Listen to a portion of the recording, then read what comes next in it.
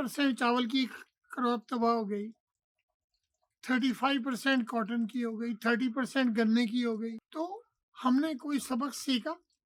और जानी नुकसान और इंफ्रास्ट्रक्चर का नुकसान और खेतों को जहाँ रेत जमा हो गई है उनको दोबारा काबिले काश्त बनाने का नुकसान। कोई इस पे तवज्जो दे रहा है? कोई नहीं। काम किसका है?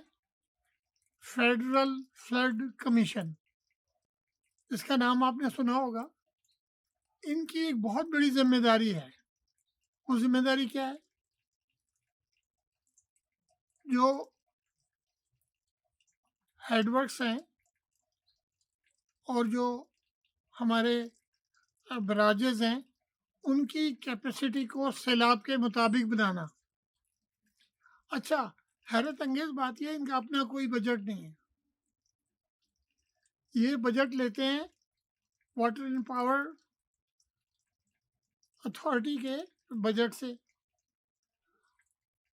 तो 2 बिलियन रुपीस तो इनका तनख्वाहों का खर्चा है, और उन पैसों में से कितने पैसे ये इनको देते हैं किसी को पता नहीं है। बदकिस्मती देखिए कि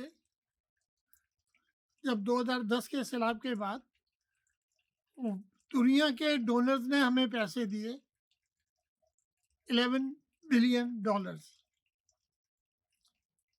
इस्तेमाल नहीं किया, एक्शन नहीं लिया उनकी रिपोर्ट पे। 2.6 मिलियन बिलियन इधर उधर खर्च कर दिए, बाकी पैसे डोनर्स ने नहीं दिए, वापस ले लिए। ये इससे बड़ी बदकिस्मती क्या हो सकती है?